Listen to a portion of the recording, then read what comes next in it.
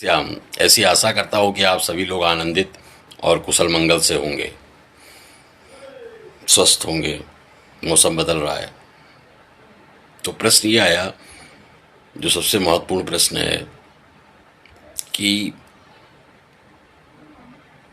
हम किसको अपना मित्र माने, स्थायी शांति, सुख और संतुष्टि के लिए, जो स्थायी हो। आपके विकल्प तीन होते हैं: एक धन, एक रिश्तेदार, कुटुंब, दोस्त, यार, और एक तीसरा काम, आपका कर्म और धर्म। बड़ा महत्वपूर्ण प्रश्न है कि इन तीनों में कौन सबसे बड़ा हितैषी है। किससे मित्रता रखें? धर्म से रखें। धर्म मतलब यहाँ पर कोई हिंदू, मुस्लिम, सिख, ईसाई धर्म नहीं है। धर्म से तात्पर्य है आपके कर्म, पुण्य कर्मों से या दुष्कर्मों से। तो किसको, धर्म कर्म को आपके, या धन को, या रिश्तेदार, दोस्त, यार, इनको आपका हितैषी समझे? इस प्रश्न का उत्तर देना है आपको। धन चाहिए, रिश्तेदार या कुटुंब चाहिए, या अपने धर्म कर्म से प्रेम है? इसका उत्तर देना मैं आसान बनाता हूँ एक कथा से, एक कहानी से। पौराणिक कहानी है। एक बार एक बड़ा व्यापारी था, धनवान। उसके तीन मित्र थे। पहला मित्र जो था वो हमेशा उसके पास रहता था और हर तरह की सेवा पानी और हर तरह की, साथ में सफ़र करना, साथ में चलना, साथ में आना जाना, सब पर मदद करता था। उसका दूसरा जो दोस्त था, उससे वो कभी महीने में कभी कभार मिलता था। कभी टाइम हुआ, समय हुआ तो दूसरे दोस्त से मिलता था। अपने तीसरे दोस्त से वो दोस्त था वो, पर वो उससे साल 6 महीने या कई वर्ष गुजर जाते थे, मिलना हो ही नहीं पाता था तीसरे दोस्त से। तो इस प्रकार उसके 3 दोस्त थे। एक बार उसके दफ्तर में कोई राजकीय भूल हो गई। ऐसी भूल हो गई जो राजकीय अक्षम्य है, राजा के नियमों के अनुसार। उसको राजा के पास बुलाया गया। राजा के पास वो पहुंचा तो राजा ने कहा, ऐसा कैसे हो गया? तुमको तो कड़ी सजा मिलनी चाहिए इस भूल के लिए। कोई है जो तुम्हारा पक्ष रख सके? तुमको 1 दिन का समय देता हूं, अपना पक्ष रखो। अब मित्र ने, पहले जो मित्र हमेशा साथ रहता था, उससे बोला।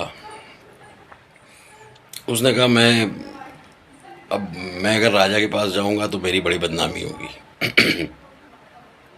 मैं इस काम में तुम्हारी बिल्कुल भी मदद नहीं कर सकता। पहला मित्र कन्नी काट गया। फिर उसने दूसरे मित्र से पूछा, जिससे साल 6 महीने में मिलता था। उसने कहा, नहीं, मैं ये सब पचड़े में नहीं पड़ता, राजा का मामला है और मैं काफ़ी व्यस्त हूँ, तुम अकेले हो ना, अपना पक्ष रखना।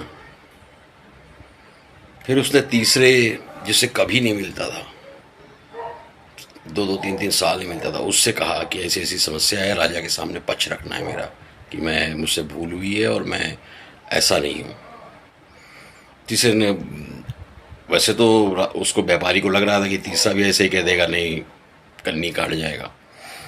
लेकिन उसने कहा नहीं, मैं चलूंगा। तीसरा मित्र गया, राजा के सामने व्यापारी का पक्ष रखा और बाइज्जत राजा ने व्यापारी को बरी किया कि इसकी ऐसी कोई मानसिकता नहीं थी अपराध करने की, पर भूलवश हो गया। अब जो ये तीसरा मित्र था, अब समझिए, जो पहला मित्र था जो हमेशा साथ रहता था वो था धन, काम नहीं आया। दूसरा, उसके अपने रिश्तेदार, दोस्त यार, वो भी काम नहीं है मुसीबत के समय। तीसरा, उसके अपने पुण्य कर्म, उसका ज्ञान, उसका धर्म, धर्म मीन्स पुण्य कार्य, उसका कार्य, उसका प्रोफेशन, उसकी योग्यता, ये सब धर्म के अंतर्गत है। धर्म का मतलब ये मत समझिएगा हिंदू मुस्लिम सिख ईसाई, क्योंकि सब हैं आपस में भाई भाई। तो धर्म से तात्पर्य है आपका कर्म, जो आप कर्म कर रहे हैं, क्योंकि ये इनका अवलोकन इस जन्म में तो होता ही है। जब आप मृत्यु के पश्चात ऊपर जाते हैं परलोक में, तो वहाँ भगवान भी करते हैं कि इसने क्या क्या धर्म निभाए, परिवार के प्रति कर्तव्यों को पूर्ण किया कि नहीं किया, संतान के प्रति, पति के प्रति, पत्नी के प्रति, भाई के प्रति, माँ के प्रति, इन सब चीज़ों का मूल्यांकन होता है आपके धर्म का। तो शांति, सुख और संतुष्टि इस लोक में ही मिले और परलोक में भी मिले, इसके लिए पुण्य कर्म करते हुए, पुण्य कर्म से रोज मुलाकात कीजिए, उसको साथ रखिए। धन और कुटुंब ये धोखा दे जाएंगे। ज्ञान दे दिया, वैसे यहाँ तो सभी ज्ञानी हैं। जय श्री श्याम।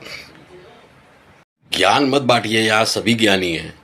यहाँ ये बताइए कि कैसे होगा प्रैक्टिकली काम, और समस्या का समाधान कैसे होगा, व्यवहारिक कदम क्या होंगे। जय श्री श्याम।